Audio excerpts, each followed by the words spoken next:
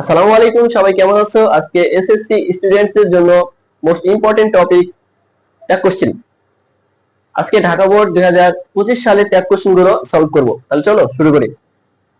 প্রথমে আছে কি everybody wants to have a better life. প্রত্যেকেই ভালো জীবন যাপন করতে চায়।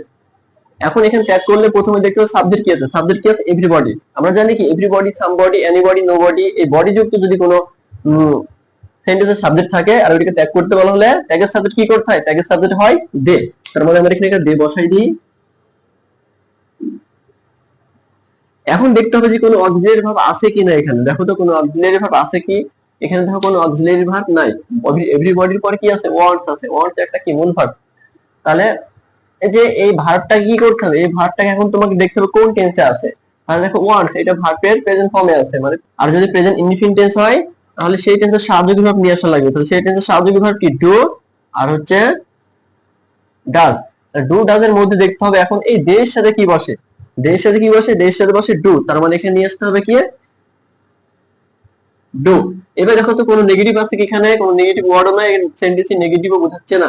তার মানে এখানে নেগেটিভ ফর্ম যোগ করতে হবে, ডন্ট। তাহলে आंसर কি দাঁড়ালো? Don't day. তাহলে এক নম্বর आंसर হলো ডন্ট ডে। এভাবে তুমি এখন এভরিবডি, সামবডি, এনিবডি থাকলে এভাবে কি একাধিক নিয়ম তুমি সলভ করতে পারো।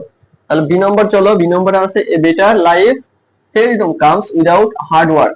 বলছে কি জীবন কি কঠোর পরিশ্রম ছাড়া কি একটি ভালো জীবন খুব কম আসে। তাহলে এটাকে আমরা এখন ট্যাগ কোশ্চেন ট্যাগে রূপান্তর করব। তাহলে কি করতে হবে? একটা সাবজেক্ট নিতে হবে। সাবজেক্ট কি আছে এখানে? A better life.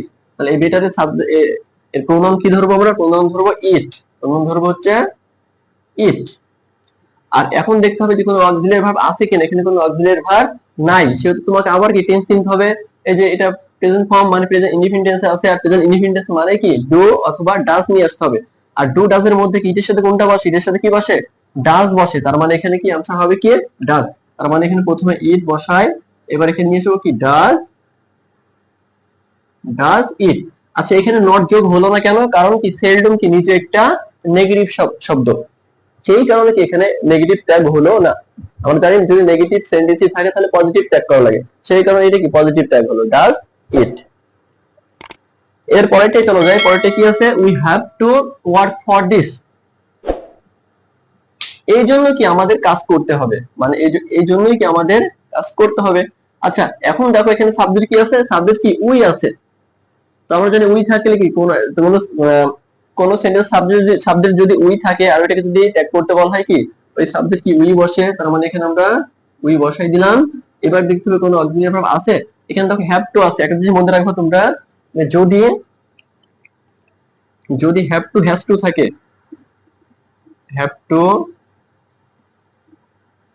Has to, তাহলে ট্যাগের সাবজেক্ট কি করবা? ট্যাগের সাবজেক্ট করবা ডু দিয়ে, আর এখানে করবা হচ্ছে ডাজ দিয়ে। যেহেতু কি এখানে হচ্ছে হ্যাভ টু আছে, আমরা ডু বসাবো, কিন্তু এখানে তো নট টট কিছু নাই বা নেগেটিভ কোনো শব্দ নাই, সেই কারণে কি হবে? এখানে ডন্ট হয়ে যাবে। তার মানে উই এর সাথে কি বসে?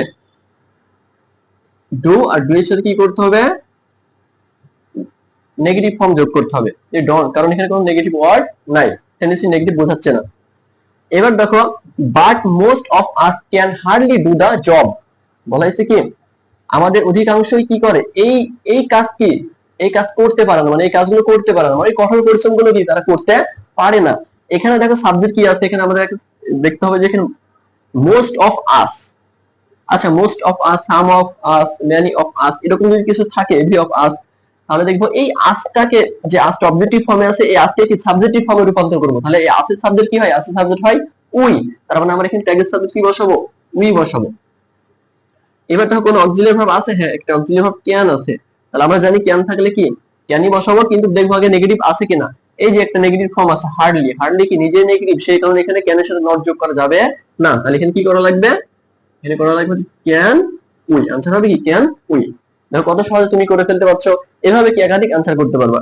ই নম্বরটাই চলো। ই নম্বরটা কি আছে? Actually life isn't a bed of roses. কি জীবন আসলে কি জীবন ফুলসজ্জা নয়।